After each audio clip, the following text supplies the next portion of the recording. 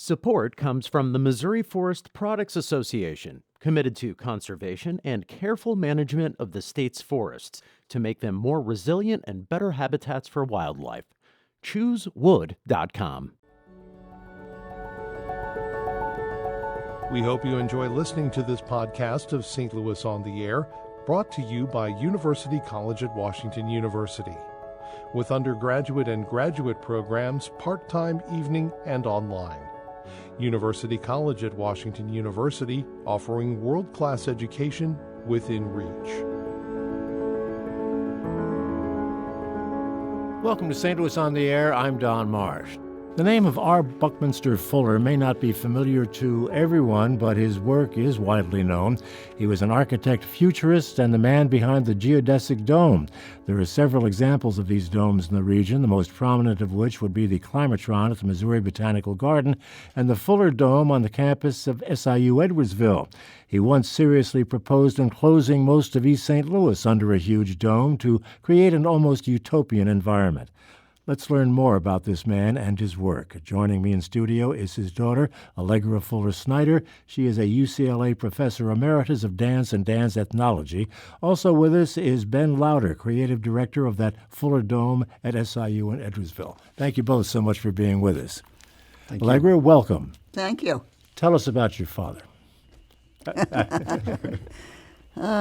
He was a very wonderful and challenging man. Challenging in what way? Just because he was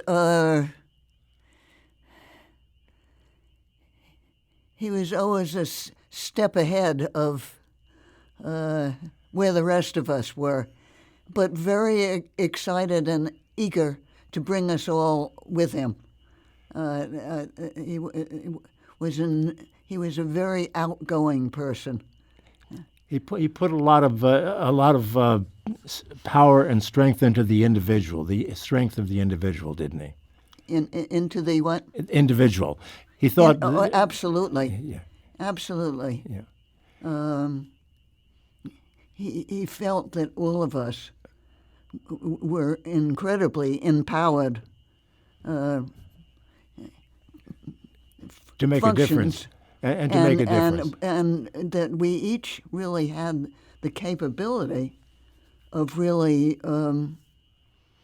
making major changes, not only for ourselves, but for everybody else. And that was really his hope and his goal. And it was very interesting. You tell me if you would prefer to ask me questions, but one of the things he did in almost all of his latter part of his life were lectures all around the world. And he never prepared them at all. He called them thinking out loud, and that is exactly what they were. And they could go for 3 hours or 5 hours or maybe as much as 10 hours.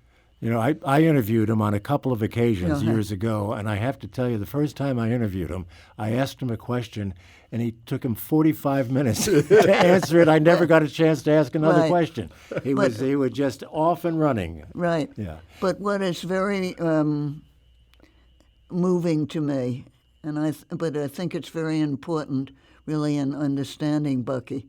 I'm introduced to somebody and they say, Buckminster, I sat and listened to him for 10 hours or 8 hours or something or other, but then they look at me and they say, and he changed my life. Well, that's... Because he really did get people thinking in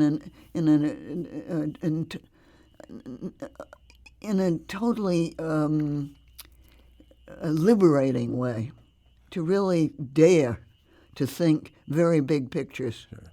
Yeah. Ben, you're too young to have met him. I am. I'm only 43. Oh, and he's been gone for a while. How would you describe his work and the influence of his work? Most people think of the dome. Sure. The dome is more of, I see it as an artifact of his philosophical framework of about doing more with less. The dome uses the least amount of material to enclose a volume of space architecturally. So, it's more than just a novel shape being round.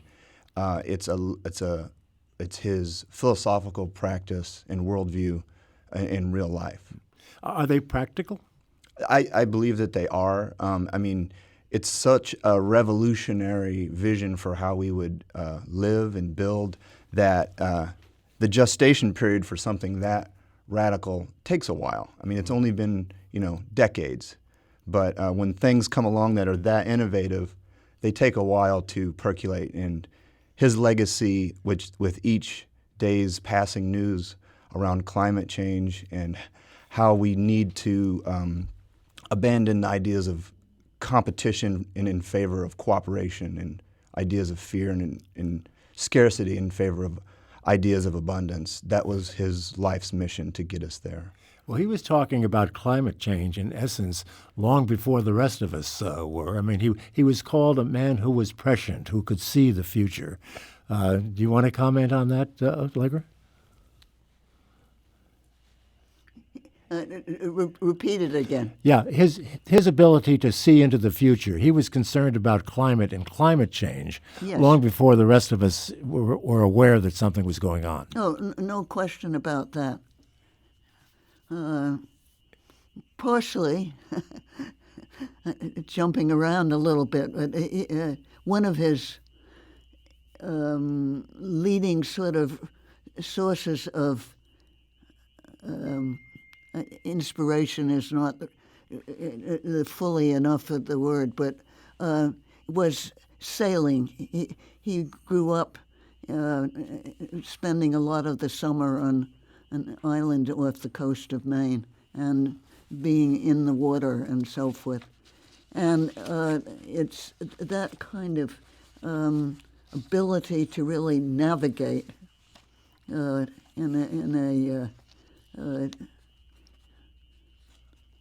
in real dynamic with environment and with nature, which came from his sailing experiences, I think. Yeah.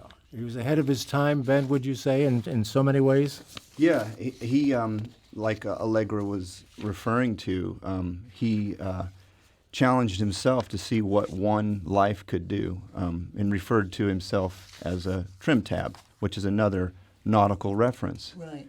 It's that small little piece of metal on a rudder of a ship or a plane that, if turned like an individual, could turn the entire vessel.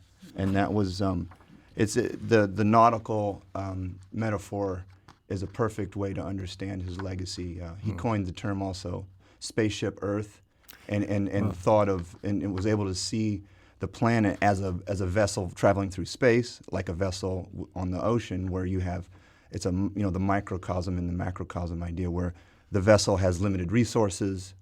People need to cooperate. You need to plan.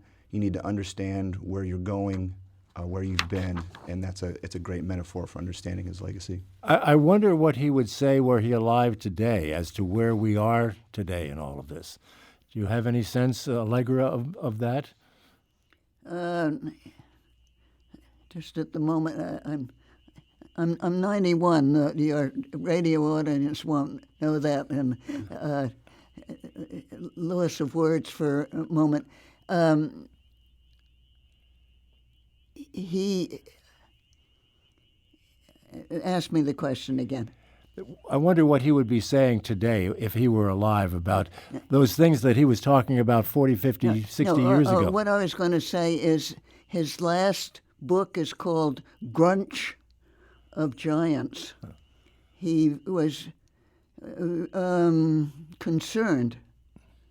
He saw trends that really suggested that rather than going in the visionary and all-embracing and encompassing thinking, that people were getting more and more selfish and self-limiting. Then he would probably be disappointed if he would definitely if he were around today. Not be surprised, but definitely would be disappointed. Ben, why was he so interested in this area? I mean, you've got your Fuller Dome, you've got the Climatron, and a number of other Fuller pieces, if I can put it that way, in the area. I think the St. Louis region and extending across the river into southern Illinois is the richest area in the world for built structures referencing Buckminster Fuller's legacy, ones that he actually had a hand in designing.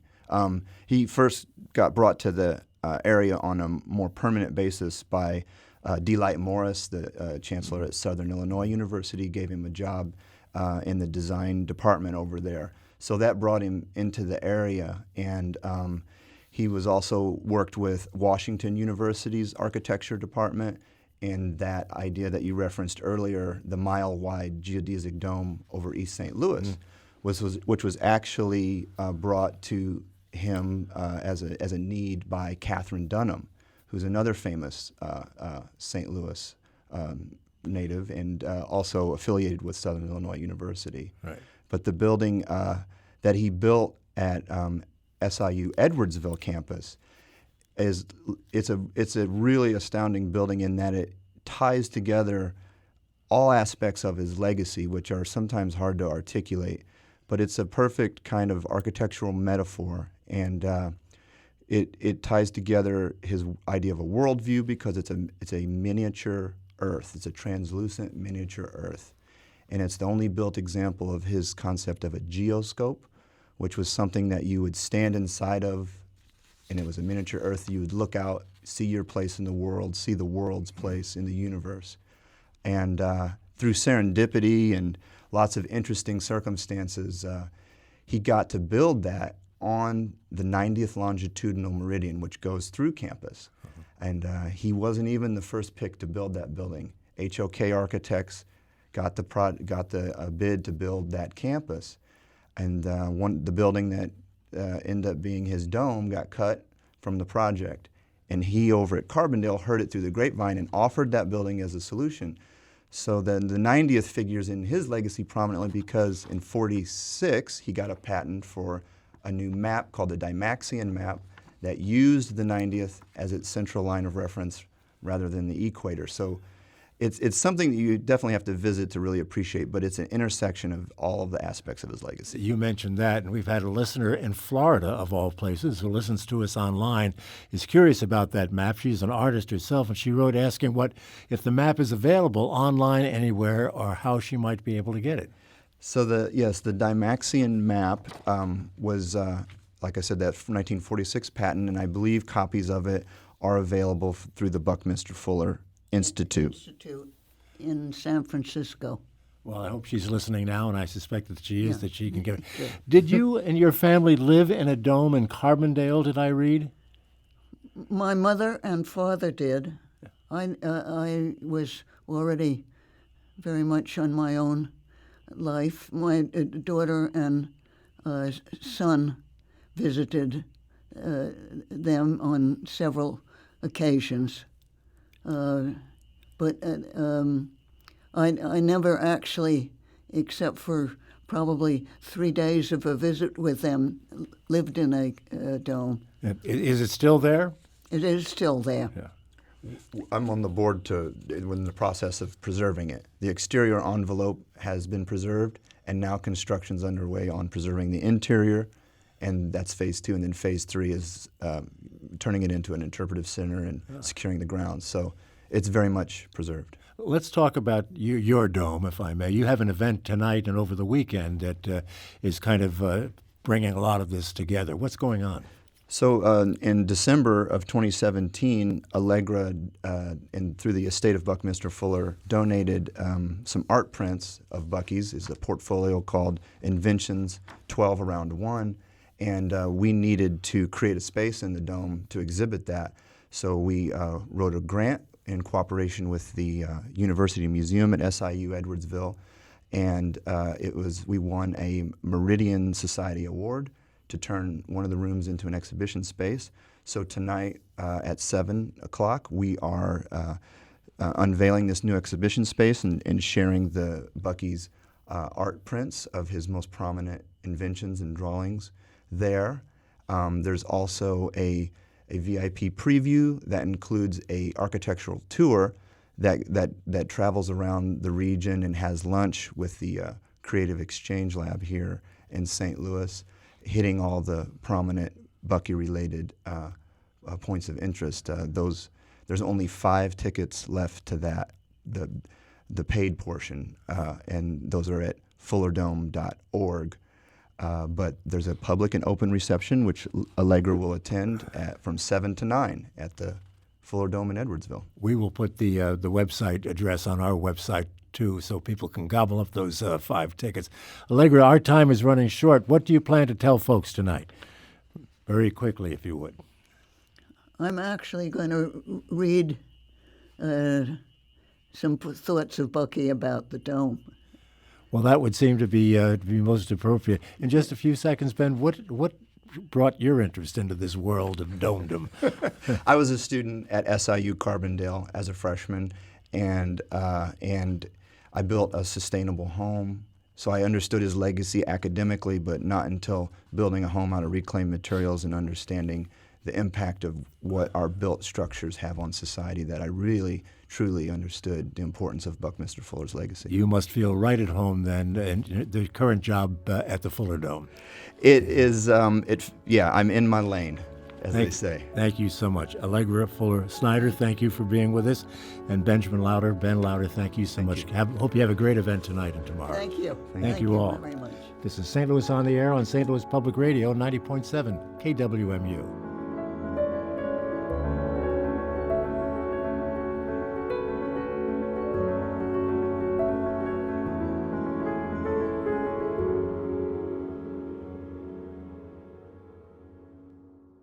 Support comes from the Missouri Forest Products Association. Missouri produces wood pallets, railroad ties, white oak barrels, hardwood floors, and more. Details on the variety of products made in the state are at choosewood.com.